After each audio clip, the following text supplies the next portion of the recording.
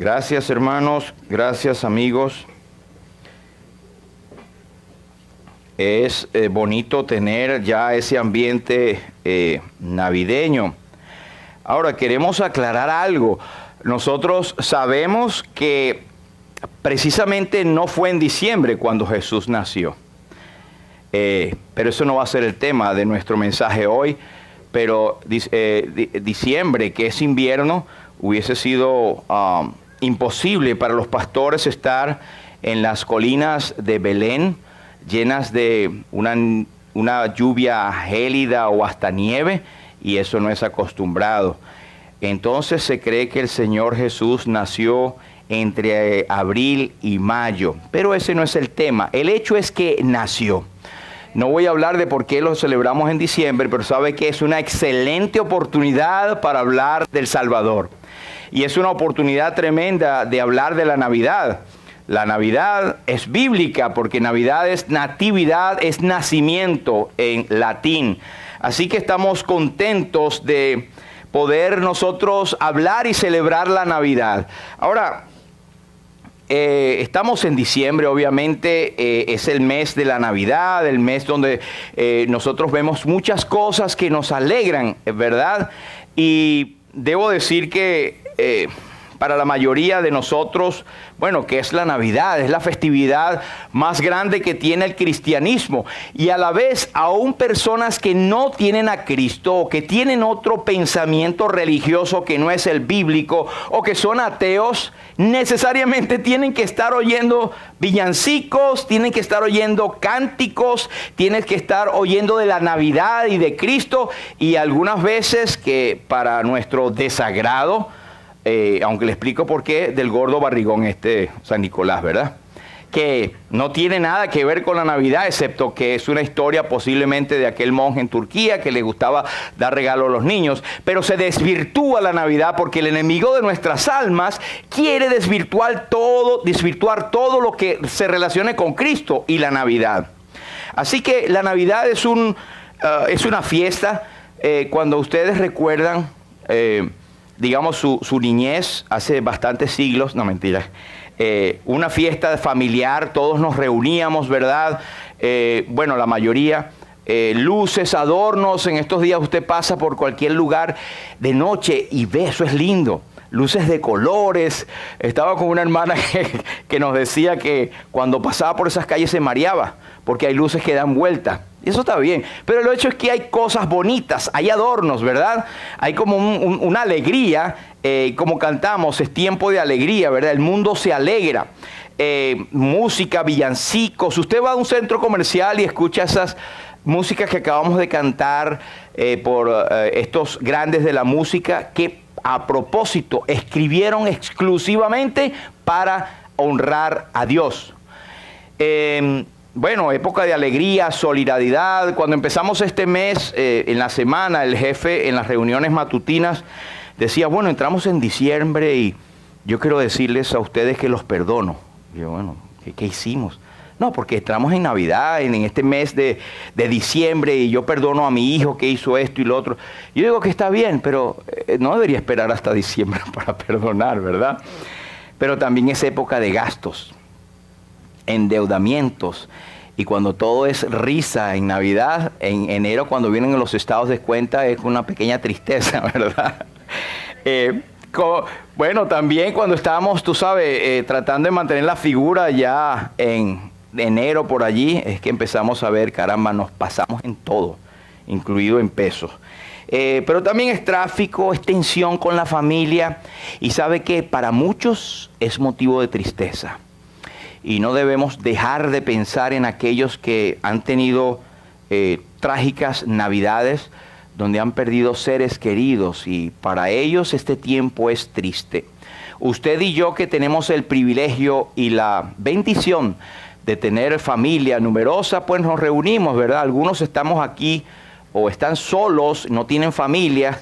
Imagínese una persona por allí, Florida es más o menos calientica, ¿verdad? Pero en esos estados donde cae nieve, ¡ay, qué bonita la nieve! Pero esté ahí más de un día para que usted quiera regresar otra vez a Florida.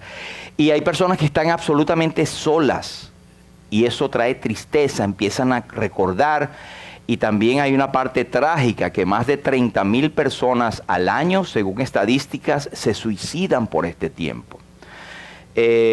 Bueno, todo esto es Navidad, todo esto es lo que nosotros sentimos en nuestros corazones como niños. Nos compraban, en algunos, ¿verdad? Nos compraban nuestros padres los estrenos el 24, porque en Latinoamérica celebramos el 24. Hay, por ejemplo, en Venezuela, hay lo que se llama las misas de aguinaldo, que fueron instituidas en el siglo XIX, y ningún otro país excepto Filipinas y las Islas Canarias celebran eso.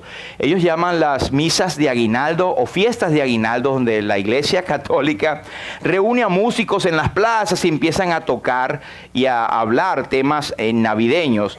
Pero nada de eso es la Navidad. Eso es lo que nosotros pensamos y muchas veces desvirtuamos lo que es el verdadero sentido de la Navidad.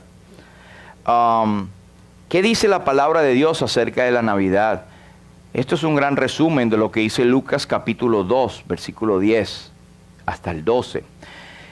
Allí el doctor Lucas describe ese momento cuando él habla.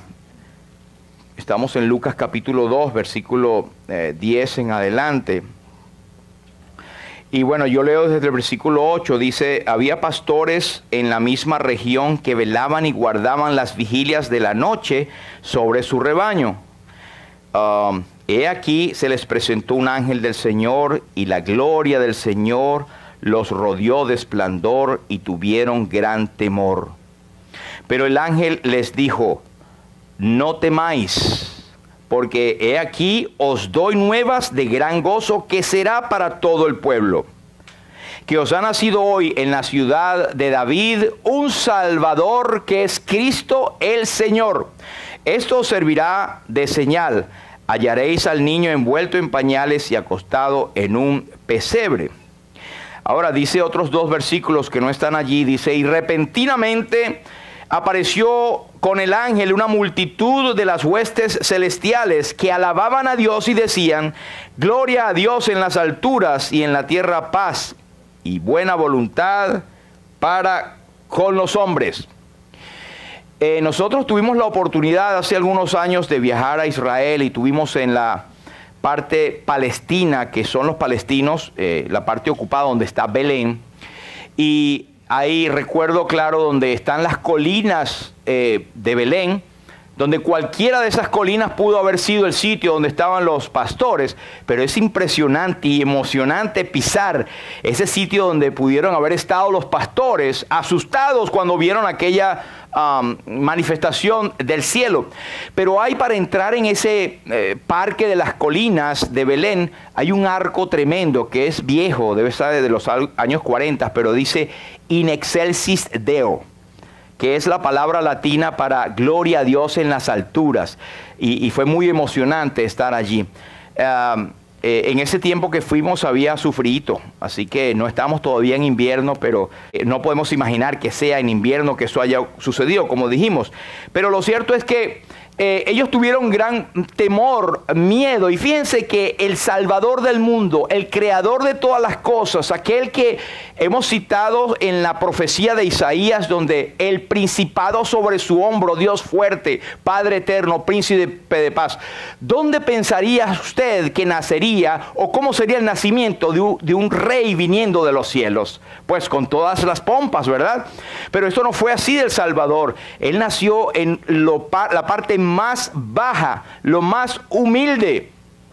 Dice el apóstol San Pablo, dice: tengan el mismo sentir que hubo en Cristo Jesús, el cual, siendo en forma de Dios, no estimó el ser igual a Dios como cosa que aferrarse, sino que se humilló a sí mismo, se despojó a sí mismo, tomando forma de siervo, hecho semejante a los hombres, y estando en esa condición de hombre, se humilló a sí mismo, haciéndose obediente hasta la muerte. Y después dice muerte de cruz. Así que esperábamos una gran celebración en la venida de Cristo por parte del mundo, pero la Biblia dice: Él vino a lo suyo, pero los suyos no lo recibieron. Mas a todos los que le recibieron, a los que creen, les dio potestad de ser hechos hijos de Dios. Pero vemos que los hombres, aquellos humildes pastores a quienes Dios quiso primero tener el privilegio de darles la noticia, eran hombres sin letras, muchos de ellos, pero que tenían el conocimiento de que el Mesías vendría. Pero Dios les dio temor. Imagínense una noche ver cómo un ángel se le aparece sobrenaturalmente y le dice, después que ellos estaban en el versículo, vamos a ver, versículo 9, se les presentó un ángel del Señor y la gloria del Señor lo rodeó de resplandor y tuvieron gran temor. Ese ángel no vino solito, era inconfundible que era algo sobrenatural, extra de este mundo, porque la gloria del Señor resplandeció ese lugar cuando el ángel vino. Bueno, no sé si algunos han tenido alguna experiencia con algún espanto acá, pero yo prefiero pensar en algunos que en el Antiguo Testamento recibieron la visita de ángeles, que eran seres sobrenaturales, eran mensajeros de Dios, y eso es lo que significa la palabra ángel, mensajero. Y cuando hablamos del evangelio es buenas noticias o buen mensaje de Dios. Pero ellos, el ángel inmediatamente le dijo, no temáis, porque tuvieron temor. Y él dice, yo les voy a dar una noticia de gran gozo.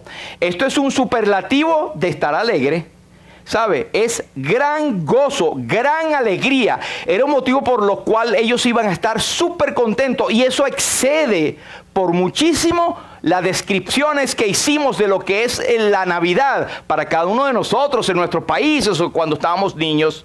Era un motivo de gran alegría y de gran gozo. Ahora nosotros, los que conocemos a Cristo como Señor y Salvador, decimos, bueno, tenemos un poquitico de lo que tuvo que haber sido aquella gran noticia, porque somos creyentes, somos salvos en Cristo Jesús y tenemos un gozo que excede todo conocimiento. Es un gozo que está por encima de las circunstancias. Por eso es que, yéndome a un extremo, cuando tenemos una partida, un fallecimiento de un querido hermano o familiar que está en Cristo, nos duele muchísimo, ¿cómo no? Pero tenemos un gozo que está mezclado allí, que no se deja apaciguar por la circunstancia al saber que hay algo mayor, que hay una esperanza de verle y que de nosotros vamos a estar en el mismo lugar donde nuestro ser querido se ha ido. Y por eso es que algunos decían, estos evangélicos están locos. Es un velorio y están cantando, están en el entierro y están cantando. Claro que tenemos unos cantos que son relativos a el gozo del Señor, a la trompeta del Señor, a qué gozo estar con Cristo, a que un día Cristo vendrá también y nos recogerá. Pero lo que quiero decir es que ese gozo excede todo lo que usted puede imaginar. Es el gozo del Evangelio. El gozo de la primera Navidad debe estar en nuestros corazones. Cuando nosotros creemos en Cristo, dice en la palabra de Dios que el Espíritu Santo viene inmediatamente sobre nosotros. Y esto contra las falsas doctrinas que dice que usted tiene que, después de creer en el Señor, tiene que esperar, tiene que hablar en lenguas, tiene que no sé qué, para que el Espíritu Santo le bautice. Eso no está en la Biblia. Dice la palabra de Dios que cuando nosotros aceptamos esta Navidad a Cristo, no solamente el niño, oiga, usted ni nadie puede ser salvo por un niño, aún por el niño Jesús, no puede. Ni tampoco se nos manda a adorar al niño. En Venezuela hay le dicen el santo niño de Atoche o el niño Jesús y hacen procesiones. Ustedes saben cómo es la adoración de la iglesia católica. Veneran, ¿verdad?, toda imagen, inclusive los niños o el niño Jesús, y creen que el niño Jesús les puede salvar. Cristo no se quedó niño. Si se hubiese quedado niño, estuviéramos perdidos, ¿sabe? Él creció, anduvo en esta tierra, fue hombre maduro, hizo señales y prodigios, y luego fue a la cruz del Calvario, donde llevó el pecado de todos nosotros y derramó su sangre preciosa. Y luego resucitó. Eso es el Evangelio.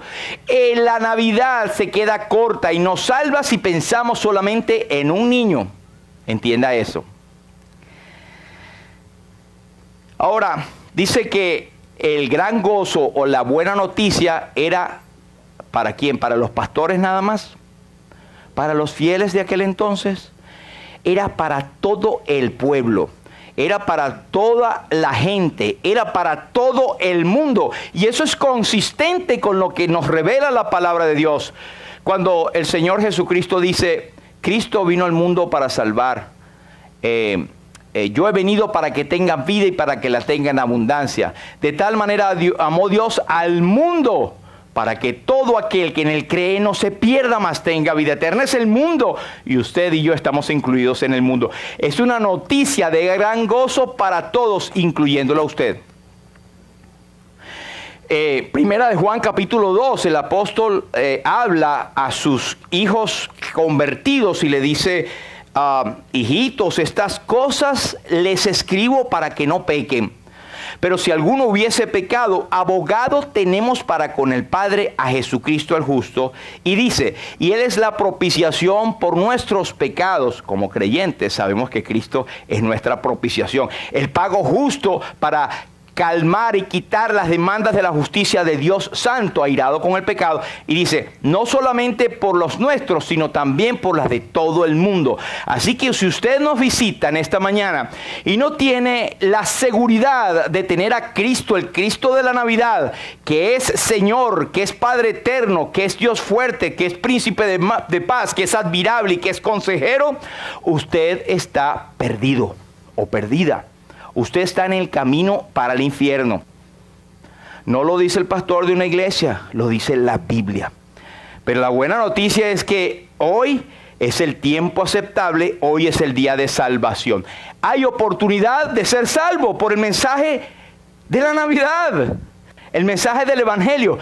Pero seguimos describiendo la Navidad para todo el pueblo. Usted está incluido allí. Pero el estar incluido no habla de una salvación universal. Y sabe, eso se predica.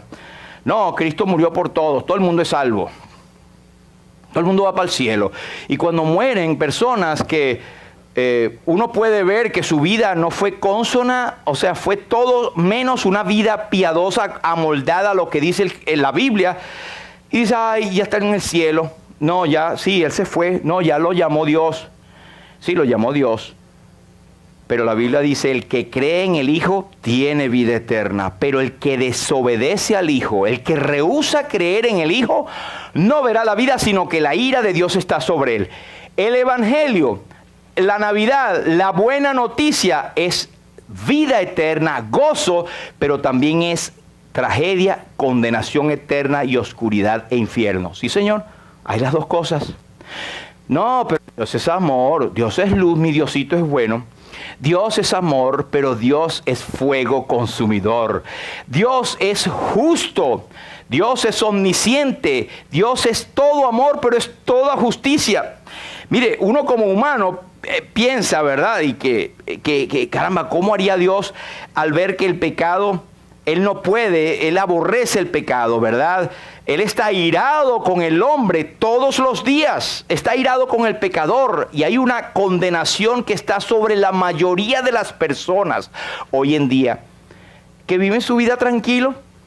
Yo estoy bien, yo trabajo, tengo un buen trabajo, soy un buen hijo, buena hija, buen esposo, como usted se considera, y cree que con eso le es suficiente para ir al cielo. No, y esto que está aquí no es para que usted diga, ay, qué bonito, hasta cantamos ahí cosas que me trajeron a la niñez. Si no os arrepentís, pereceréis en el infierno. Y debo decirlo porque hay muchas iglesias que puro gozo, alegría, amorcito y nada de predicar del infierno. El infierno es nombrado mucho más veces que el cielo en la Biblia. ¡Qué cosa! Porque Dios quiere advertir que el que cree en el Hijo tiene vida eterna, pero el que no, el que desobedece al Hijo, la ira de Dios está sobre él.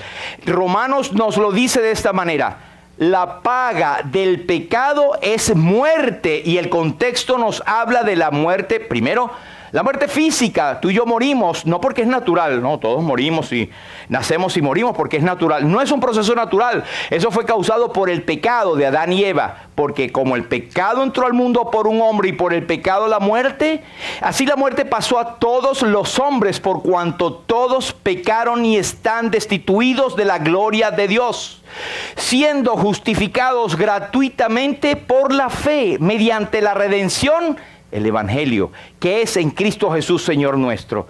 La paga del pecado es muerte, mas la dádiva o el regalo de Dios es vida eterna. Así que usted tiene dos posibilidades. Todo ser humano tiene dos posibilidades.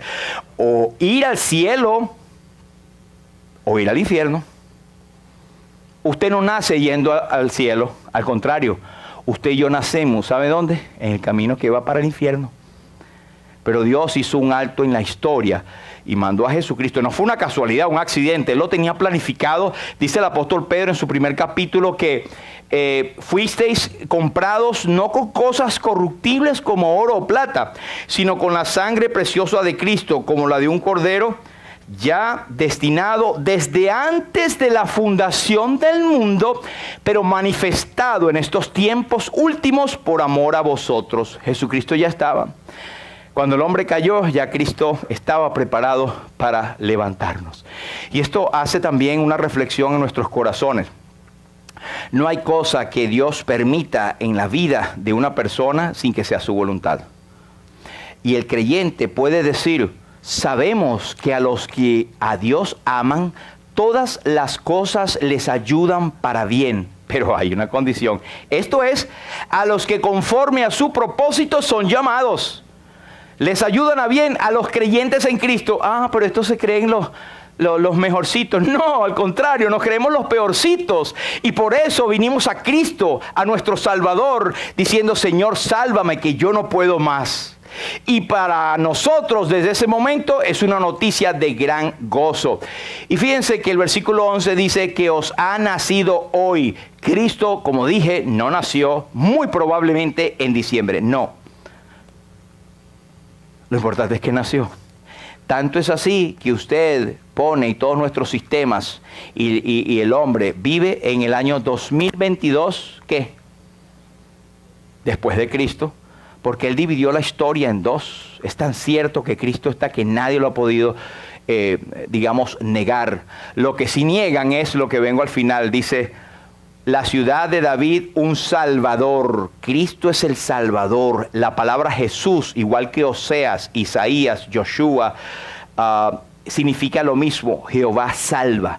Jesús, su nombre es Jesús porque Él salvará a su pueblo de sus pecados. Le pregunto, ¿es usted salvo?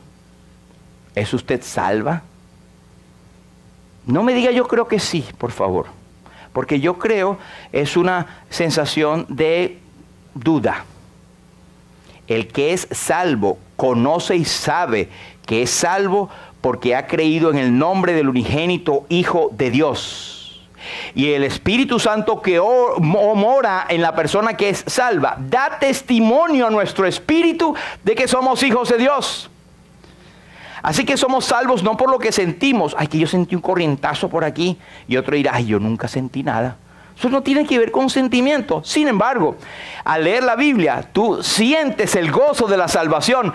Porque la salvación es un hecho, es una afirmación y no un sentimiento. Ni tampoco depende de ti, de tu obra, de lo bueno o buena que seas. Porque si por ahí es, estamos fritos. Pero un Salvador, y después dice que es Cristo el Señor. Cuando dice eso está hablando de la divinidad de Cristo. Cuando decía anteriormente que la gente tiene que aceptar que Cristo vino, que nació, que un ser que vino, que es el más grande hombre que hubo, el más grande profeta. Hasta los musulmanes dicen: sí, vino Jesús, un gran maestro. Y la cosa más extraña es que en el mismo Corán dicen que debemos leer la Biblia de Isha, o donde está revelado Isha, que es Jesús. Lo dice el mismo Corán. Pero Cristo, el Señor, nos habla de su divinidad, nos habla de el ungido, la palabra Cristo y el Mesías es la misma palabra en diferentes dialectos del Nuevo Testamento, pero quiere decir el que es ungido con el Espíritu de Dios de una manera que nadie lo es. De hecho, el Espíritu Santo no es una fuerza, el Espíritu Santo es la persona de Dios que existe en tres personas. Nuestro Dios eterno es un solo Dios, no tres dioses, un solo Dios y tres personas: Padre, Hijo y Espíritu Santo. Mire, cuando Jesús ya estuvo en la tierra, que comenzó su ministerio, hubo un hombre que se vestía raro, con un poco de de pieles de animales y comía miel silvestre y andaba por ahí vociferando y clamando. ¿Y quién es este señor que viene acá? Su nombre era Juan el Bautista. Y de hecho él era primo en la carne del Señor Jesucristo. Pero ellos no se conocían. Y él estaba anunciando: arrepentíos porque el reino de los cielos se ha acercado. Arrepiéntanse porque Dios está viniendo con su poderoso principado, que es Cristo.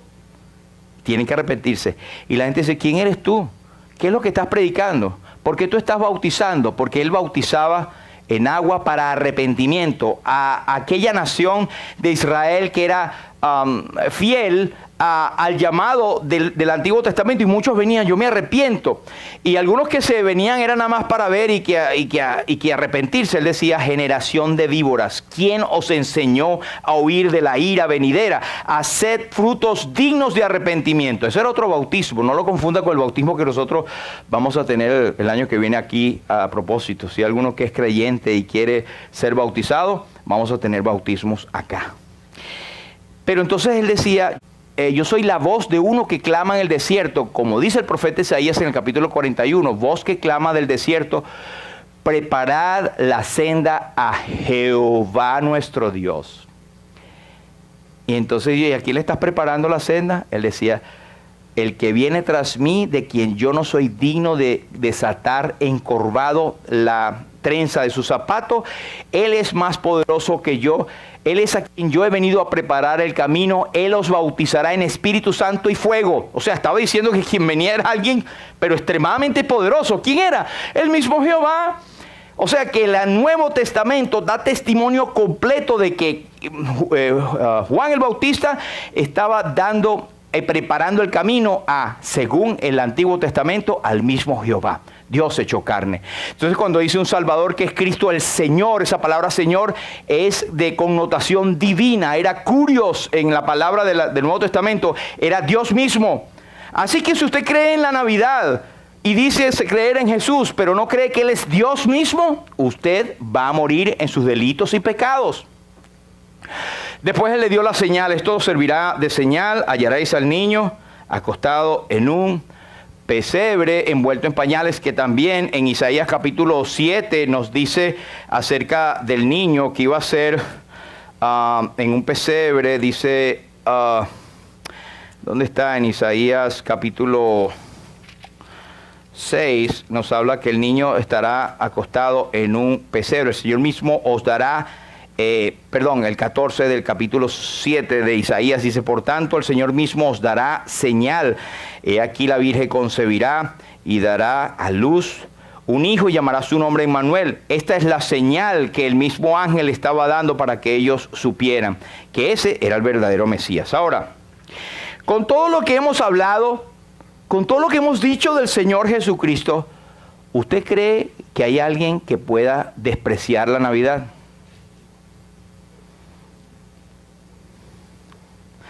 ¿Se puede despreciar la Navidad?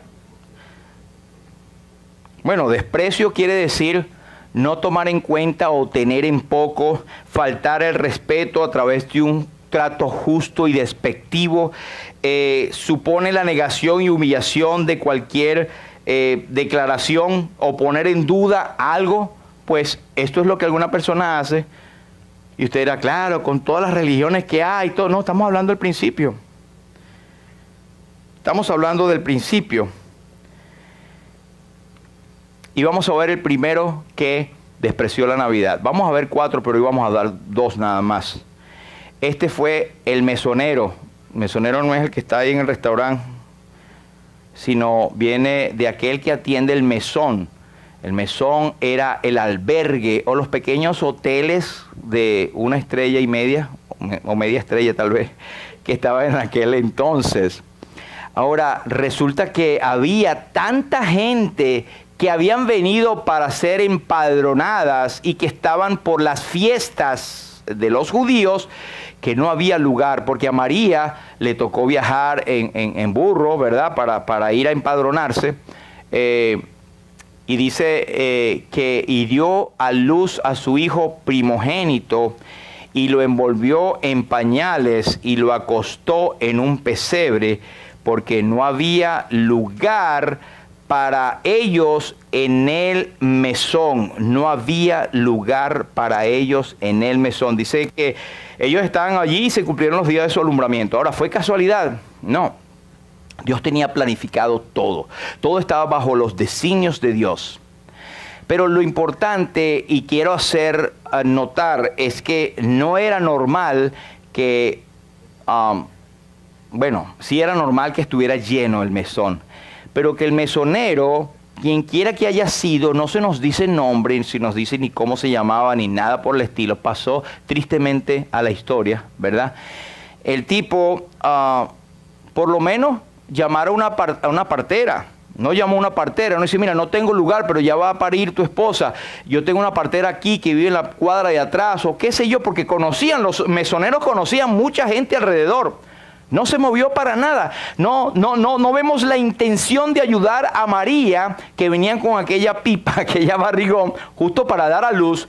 Y vemos que dice que dio a luz, lo envolvió y lo acostó. Todo está en singular. El José como que estaba pintado en la pared. No ayudó para nada. Bueno, yo no sé, hay muchas personas que no entran. Cuando mi esposa iba a dar a luz, yo quería entrar a ver, pero como fue por cesárea, no pude entrar. Pero yo, gracias al Señor, a lo mejor entro y me desmayo. Pero hay personas que no, ¿verdad? Pero ni siquiera se dice. Y ahí las parteras en Israel como que abundaban, porque no habían clínicas. Vete a la clínica del ginecólogo Mashiuma Rosué, que está aquí. No existía. Pero habían las parteras que estaban dispuestas a ayudar. Y él no movió un dedo para ayudar. Ni el mesonero, ni tampoco José, no sabemos por qué. Pero el mesonero pudo haber hecho más, es lo que estoy hablando. María se menciona sola, dio a luz, lo envolvió, ni siquiera, y los que estaban allí lo tomaron al niño y lo envolvieron para ayudar a la pobre mujer que venía cansada. No, lo envolvió y lo acostó, ni siquiera que lo agarraron y lo acostaron al lado de la mamá allí y arreglaron la pajita. Nada, nadie le ayudó. La Biblia, por lo que dice, nos hace pensar, y no dice más porque es así. Nadie lo ayudó y el mesonero, pensamos, pudo haber hecho más, pero sin embargo no se animó a ayudar en lo absoluto. Esto no era normal, pero estaba puesto así porque era la voluntad de Dios que se viera que el Hijo de Dios vino solo, vino humilde, vino en humillación. Nadie le dio ayuda. Pensamos que el mesonero despreció la primera Navidad. Mire, se cuenta que durante el reinado de la reina Isabel, no la que murió, sino la primera, ella también cristiana, ella solía disfrazarse de incógnito para visitar a gente de su comarca, para ver cómo vivía, etc. De hecho, el papá de la reina Isabel, la que murió, él era creyente. Y él, cuando lo nombraron rey, él no pudo asistir más a las iglesias evangélicas, pero él iba incógnito. Eso se sabe después. Visitaba la iglesia para que nadie lo descubriera después como rey. El rey, porque se formó un escándalo tremendo. Bueno, lo cierto es que esta reina visitaba encubierto a varias de su comarca. Y una vez les tomó la noche y estaba en una comarca donde ella tocó la puerta para, me imagino que andaba con una carroza, un caballo, pero bien sencillo, y ella pidió albergue. Mire, ¿será que puedo? Sus siervos les dijeron, mira, tenemos a nuestra señora que está viniendo acá, pero como una señora cualquiera, que ella quiere pasar la noche aquí, si usted le permite. Y ellos dirán, lo sentimos mucho, pero ya no tenemos espacio para ella. Bueno, muchas gracias, muy amable, y se fue. Al día siguiente ellos recibieron a alguien en la puerta, esta familia que no le dio albergue a la reina, porque no sabían que era la reina, y le trajeron un tremendo regalo a ellos. Y ellos se sorprendieron, pero ¿y este regalo? A todos les gusta recibir regalos, pero por lo menos sabe dónde viene, ¿verdad? Usted no es de los que agarra el regalo y primero ve que lo que está escrito. Bueno, lo cierto es que ellos abren el regalo, ven un tremendo regalo costosísimo, hermoso, y dicen, ¿qué es esto? Bueno, esa es la reina que le manda a este lugar por al menos haber abierto la puerta y aunque dijeron que no había lugar para ella, ella agradece esto. ¡Wow! Aquella gente se tiró al piso y dijeron, y lloraron y dijeron, mire, y esta fue la expresión que dice la persona que pone la anécdota. Dice, si yo hubiese sabido que era la reina, le doy mi habitación, le doy todo lo que yo tengo. Pero perdió la oportunidad. Entonces así hay muchas personas hoy en día que si hubiese sabido que era el Cristo, el mismo Dios que nos visitó, wow, yo lo hubiese recibido, lo hubiese servido toda mi vida, pero ahorita tienes la oportunidad, te estamos diciendo que es el Rey de reyes, el príncipe de Dios, el principado sobre su hombre, el creador de todas las cosas, el que sostiene todas las cosas con la palabra de su poder, está aquí por medio de la palabra. ¿Qué vas a hacer con Cristo? Ahora usted dirá como creyente en Cristo, ay, menos mal que yo soy salvo, que ya yo le tengo. Pero nosotros muchas veces tenemos la misma actitud del mesonero. ¿Sabe? La Biblia dice, he aquí ahora el tiempo aceptable, he aquí hoy es el día de salvación. Si oyeres hoy su voz, no endurezcáis vuestros corazones. Eso es lo que dice la palabra de Dios. Hay un tiempo en lo cual Cristo viene y vino y está pasando. Hay muchos ejemplos en la Biblia, como cuando Él entró a la ciudad donde estaba aquel ciego. Él pasó por allí y muchos obtuvieron la salvación y otros que dijeron, wow, yo creo que quiero ser salvo, pero lo dejaron pasar. Jesús no volvió a pasar jamás por allí. No sabemos si usted es la primera vez que está oyendo acerca de una descripción de este tipo de la Navidad. Dios está dando la oportunidad. Estamos haciendo nuestra debilidad e ignorancia lo mejor que vemos en la palabra para exponerlo. No estamos inventando nada. Y es responsabilidad de cada uno el aceptar o negar. No venga después a decir, si yo hubiese sabido que era el Mesías, el mismo Dios, aquel domingo 4 de diciembre del 22, ay, yo le hubiese aceptado y hubiese entregado mi vida. Hoy es el tiempo aceptable, hoy es el día de salvación. Si oyeres hoy su voz, no endurezcáis vuestros corazones. Pero decía que cuando hay creyentes también aplica, hay muchos cristianos hoy en día que sirven a medias al Señor. O creen que con la vida que tienen ya están listos. Yo soy creyente, yo creo en la Biblia, leo 3 versículos, me voy, se me olvidan y ya está listo. Vengo 2, 3 fuera, o amén, y ya está lista en mi vida cristiana. Y no tienen tiempo realmente para dedicar al Señor, o vamos a ponerlo en manera práctica, servir al Señor en algún aspecto. Ser misionero, eso es como mucho, pero usted puede ser misionero en su propia ciudad, en su propia casa, en su propio trabajo. ¿Cómo estamos testificando de Cristo? Lo primero es que un creyente en Cristo busca separarse del pecado inmediatamente. El pecado no tiene cabida en su vida. Y si peca o como pecamos, es por accidente. Por eso el apóstol dice, y lo cité, estas cosas os escribo para que no pequéis, pero si hubiésemos pecado, abogado tenemos para con el Padre. Tiene que ser un accidente, algo que nos duela. Y si no te duele y sigues pecando y estás tranquilo con eso, hay dudas acerca de tu salvación, porque así lo dice la Biblia. El que es nacido de Dios no peca, en el sentido de que no permanece en pecado, no se goza en pecado, no está inmerso en el pecado. El pecado no es su forma de vida, porque es nacido de Dios y no puede pecar por eso. Y cuando peca es un accidente, pero dice la Biblia, tenemos que ir al Señor Jesucristo, confesar nuestros pecados para que Él nos perdone. ¿Estás tú en esa condición? Como nosotros que pecamos, estamos conscientes, pero también, hermanos, y perdone, ahí viene el pastor con eso, pero ir al culto, venir al culto. Yo doy gracias a Dios por lo que nos reunimos acá, pero a veces no venimos al culto o a alguna reunión porque hay cosas más importantes en nuestras vidas. I get it. Pero dígame por favor, ¿hay cosas más importantes que servir al Señor? Hay cosas más importantes que venir a aprender de Él. Hay cosas más importantes que su mandamiento. Por otro lado, sí hay situaciones que a veces nos impiden y el Señor los conoce. Pero no debe ser la regla. No debe ser la regla. Perdónenme la exhortación, pero eso es parte de no dar lugar al Señor en nuestros corazones. es como el mesón de nosotros, ya estamos muy ocupados. ¿Qué pudiese haber dicho el mesonero? Estoy demasiado ocupado, no tengo tiempo, mira la cantidad de gente que me está llegando, ¿tú quieres que yo te arregla tu problema tú mismo? No tengo tiempo para María, para tu mujer. El que se casa, casa quiere. El que tiene azúcar y come azúcar, carga su terrón en el bolsillo. O sea, todos esos dichos para decir, ese problema es tuyo. No tenía tiempo para el Salvador del mundo. Hermanos, exhortaciones para nosotros como creyentes. ¿Tenemos tiempo para el Señor o no tenemos tiempo? El trabajo nos consume todo. Venimos a este país, es trabajo y trabajo y trabajo. Y la vida del Señor, bueno, yo soy creyente de vez en cuando, esto y tal. Pero realmente le estás dedicando al Señor. No tienes lugar para el Señor en tu mesón de tu corazón. Eso es para nosotros los creyentes. Es una exhortación. Y no digo nada más de el venir al culto. Es una manifestación, una primera manifestación. ¿Qué dicen algunos hermanos?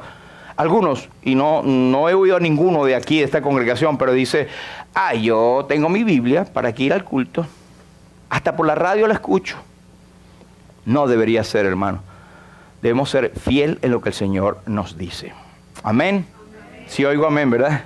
Amén. Aunque después no me saluden por allá afuera. Hebreos nos dice, entre tanto que se dice hoy, si oyeres hoy su voz, no endurezcas tu corazón. Pero esto es lo que dice Hebreos, ¿verdad? Y también Hebreos 10 nos dice, no dejando de congregarnos como algunos tienen por costumbre. Quiero poner un ejemplo rapidito. En Hechos capítulo 17, si usted ha leído su Biblia, encontrará que el apóstol Pablo se encontró en la ciudad de Atenas, ¿verdad? Y llegó al Areópago. El Areópago era como el lugar de reunión de los filósofos. Se sentaban aquellos ociosos, filósofos, ¿verdad? A hablar y hablar tonterías y a filosofar y todo, y pensamiento. Y tenían varios altares allí, porque hay todavía ruinas donde se ve cómo era el Areópago. Y había el dueño, el que regía el Areópago, como el presidente, etc. Y vieron, Pablo pasó por allí y vio una cantidad de altares. Y le llamó la atención un altar que decía, al Dios no conocido. Ellos estaban, por si acaso me pelo un Dios, vamos a tener un altar para, cónchale, tener a alguien allí, tener a algo por lo menos, y no ser acusados de ser indolentes con las demás deidades.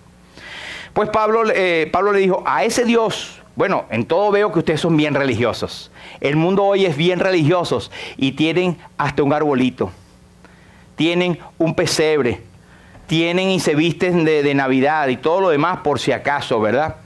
Al Dios conocido, al que ustedes ponen allí, precisamente al que yo les predico. Y él dijo algo importante. Él dijo, de una sangre ha hecho todo el linaje de los hombres para que habiten sobre la faz de la tierra. Ese Dios que ustedes ponen no conocido es el que lo hizo a ustedes.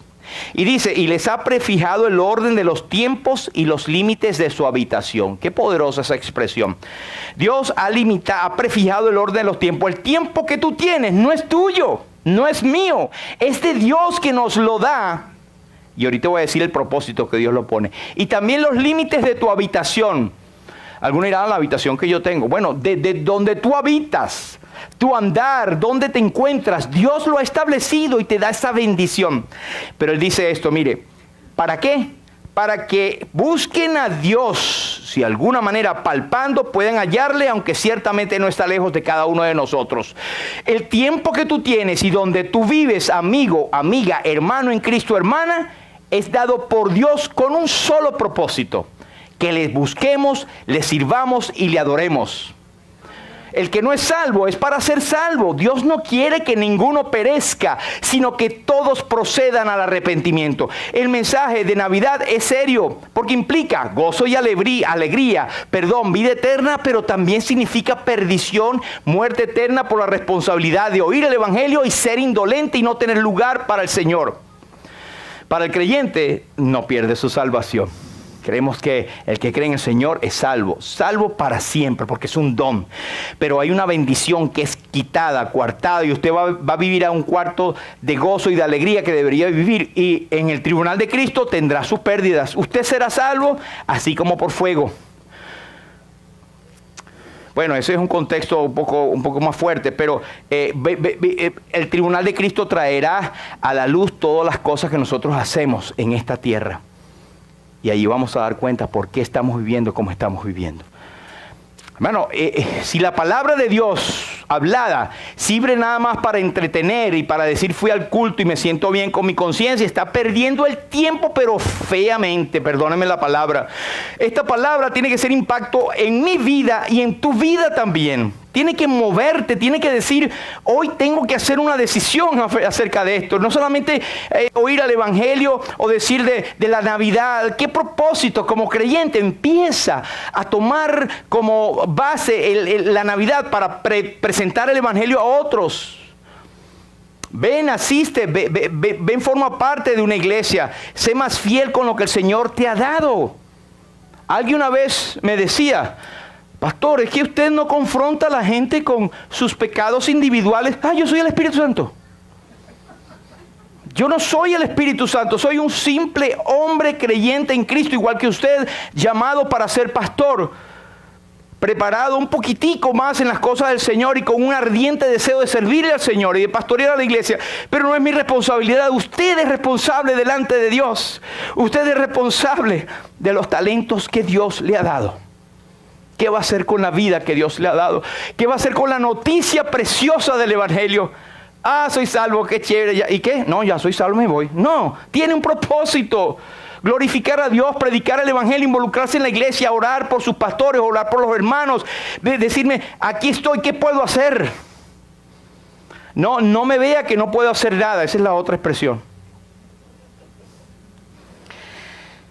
Mire, dice el versículo 32 de esto donde estoy citando, que dice que cuando oyeron lo de la resurrección, se burlaban, y otros decían, ya te oiremos acerca de esto otra vez. Pensaban que tienen todo el tiempo del mundo.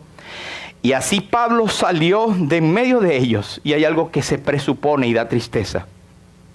Pablo salió de en medio de ellos. Y nunca más volvemos a leer que Pablo estuvo en Atenas. Murieron en sus delitos y pecados. Se perdieron.